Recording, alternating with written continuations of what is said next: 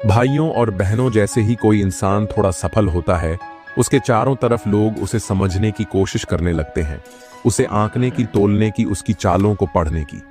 लेकिन वहीं असली जीत उस इंसान की होती है जो सब कुछ जानता है, समझता है, लेकिन दुनिया को एक भी इशारा नहीं देता। अब सुनो ध्यान से, मूर्ख बनने का नाटक करना मूर्ख होना नहीं होता। ये तो वो ढाल है जिससे आप अपने इरादों को छुपा सकते हो और सामने वाले की चालें जान सकते हो। यही सिखाया था आचार्य चाणक्य ने। उन्होंने कहा था, जो व्यक्ति अपनी चतुराई छुपा लेता है वही असल में सबसे बड़ा विजेता बनता है। आप सोच रहे होंगे, भाई ये क्या बात हुई, मूर्ख बनने की सलाह कौन देता है? लेकिन ठहरो, सोचो, जब तुम सबके सामने अपनी चालाकी दिखाते हो तो लोग तुमसे सावधान हो जाते हैं। जब तुम हर जगह अपनी समझदारी बिखेरते हो तो लोग तुम्हें रोकने की प्लानिंग शुरू कर देते हैं।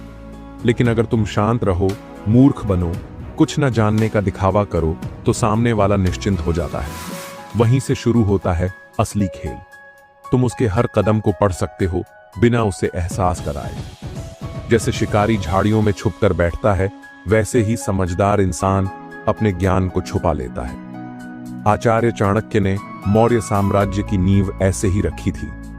उन्होंने कभी अपनी बुद्धि का प्रदर्शन नहीं किया, बल्कि समय का इंतजार किया, लोगों को मूर्खता में रहने दिया, और जब समय आया तो शतरंज की सारी गोटियां एक ही चाल में हिला दी। जिस दिन तुम बोलोगे वो दिन तुम्हारी जीत का दिन होना चाहिए। मतलब ये नहीं कि तुम कमजोर हो, मतलब ये है कि तुम समय के खिलाड़ी बनो। अब सोचो, तुम्हें एक नया बिजनेस शुरू करना है। तुम सबको बता रहे हो, शोर मचा रहे हो, मैं ये करूंगा वो करूंगा।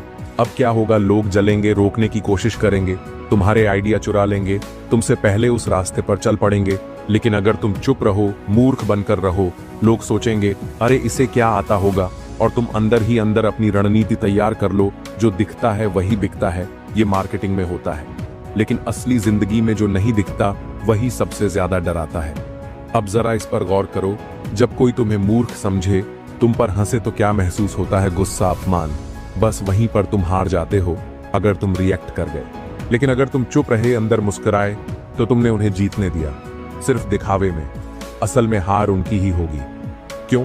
क्योंकि वो खुद को ज्यादा समझदार मानने लगेंगे, और वहीं से शुरू होगी उनकी गिरावट। सब्र रखो, हर इंसान अपने अहंकार में खुद गिरता है। तुम्हें बस शांत रहकर देखना है। एक मूर्ख इंसान और मूर्ख बनने वाला इंसान, इन दोनों में अंतर है। मूर्ख इंसान अपनी गलती को दोहराता है, मूर्ख बनने वाला इंसान दूसरों की गलती से सीखता है। मूर्ख इंसान बिना सोचे करता है, मूर्ख बनने वाला इंसान सोचकर भी कुछ नहीं करता, जब तक सही वक्त ना आ जाए। और यही मानसिकता तुम्हें बनाती है एक साधारण इंसान से महान रणनीतिकार। आचार्य चाणक्य सिर्फ एक पंडित नहीं थे, वो मन के खिलाड़ी थे। उन्होंने हर उस इंसान को जीत लिया जिसने उन्हें कमजोर समझा था। अपने विरोधी को कभी मत बताओ कि तुम क्या सोच रहे हो, वरना वो तुम्हारे खिलाफ चाल चल देगा। और यही कारण है कि मूर्ख बनने का नाटक ही असली चाणक्य नीति है। क्यों ये नीति आज भी लागू होती है? आज की दुनिया में लोग दिखावे के भूखे हैं। हर कोई चाहता है कि लोग उसे स्मार्ट, तेज, होशियार समझें। लेकिन तुम अगर शांत रहो, मूर्ख दिखो, तो तुम भीड़ से अलग दिखोगे। क्योंकि आज के दौर में चुप रहना ही सबसे बड़ी चाल है।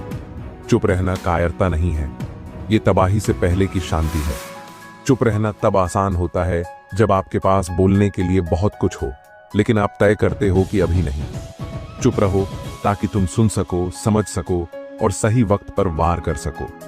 जो लोग बिना सोचे बोलते हैं वो अपनी चालें दूसरों को थमा देते हैं, पर जो चुप रहते हैं वो दूसरों की चालों को पढ़ लेते हैं। आचार्य चाणक्य ने एक बात कही थी, मौन रहो जब तक तुम्हारा लक्ष्य पूरा ना हो जाए। क्यों? क्योंकि जब तुम अपने लक्ष्य को सबके सामने खोल देते हो तो लोग या तो उसका मजाक उड़ाते हैं या उसे बर्बाद करने में लग जाते हैं। पर जब तक तुम चुप रहते हो तब तक तुम्हारा लक्ष्य तुम्हारा सुरक्षित खजाना बना रहता है। अब ध्यान दो, जब आप चुप होते हो तो आपके पास समय होता है सोचने का, प्लानिंग करने का, हर चीज को ऑब्जर्व करने का। और जब समय और चुप्पी मिलते हैं तो एक ऐसी रणनीति तैयार होती है जिससे आप किसी को भी हर स्थिति में मात दे सकते हो।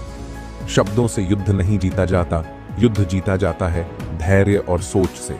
अब आपको एक गहरा मनोवैज्ञानिक सच बताता हूं। जब आप किसी बहस में नहीं पड़ते, चुप रहते हो, लोग सोचने लगते हैं इसके दिमाग में क्या चल रहा है। उनके अंदर डर पनपता है, वो खुद अपने शब्दों में उलझने लगते हैं।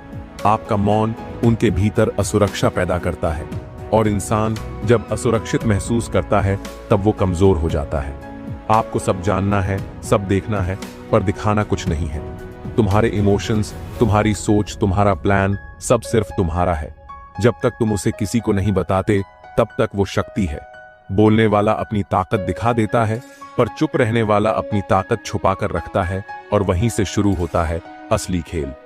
बहुत लोग चुप रहकर समय बर्बाद करते हैं, पर जो चाणक्य नीति को समझते हैं वो चुप रहते हुए भी अंदर से क्रांति की तैयारी करते हैं।